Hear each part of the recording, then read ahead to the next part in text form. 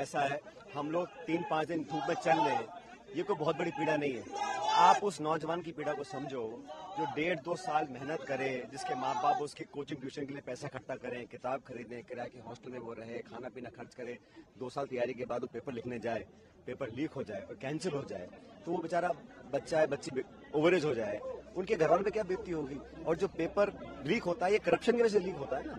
अगर किसी पास पैसा है हो सकता है वो पेपर खरीद ले, लेकिन ये पूरी व्यवस्था को बदलना चाहिए। मूल चूक परिवर्तन जब तक हम नहीं करेंगे, इस पूरे इंस्टीट्यूशन को जो ये कार्टेल बना हुआ है उस पर प्रहार करना पड़ेगा ना, ताकि लोगों को विश्वास रहे कि हम अगर पेपर लिख रहे हैं, दे रहे हैं, इंटरव्यू दे रहे हैं तो हम एक ट्रांसपेरेंट तरीके से दे रहे हैं। और विश्वसनीयता, क्रेडिबिलिटी और आस्था सिस्टम में बनी है नौजवानों की, ये बहुत इंपॉर्टेंट है। और ये करप्शन जो है, ये मैं तो बहुत पहले से कहता आया हूँ, खासकर पिछली गवर्नमेंट ने जो करप्शन इश्यूज हमने टेकअप किए थे उस पर हम प्रभावी कार्रवाई नहीं कर पाए, इसलिए उस पर कार्रवाई करने का समय आ गया है। तो जिन आपने करप्शन की बात की है, करप्शन के मुद्दे पर कांग्रेस कर्नाटक में इतने भारी विरोध से आई है, यही मुद्दा आप यहाँ उठा रहे हैं, क्या लगता है कि करप्शन वाकई एक बड़ा एक ऐसा टूल बन गया है कि जनता को? देखो, लोग इसकी चर्चा शायद ना करते हो, लेकिन ये हकीकत है कि करप्शन से मध्यम वर्ग, गरीब तबका, जो आम व्यक्ति है, जो बहुत पैसे वाले हैं उनको तो ज्यादा फर्क नहीं पड़ता होगा, लेकिन जिस व्यक्ति को पेट काट के बच्चों को पढ़ाना पड़ता है वो व्यक्ति जानता है कि दिहाड़ी क्या होती है, रोज पैसे कमा के चूल्हा जलाना क्या होता है।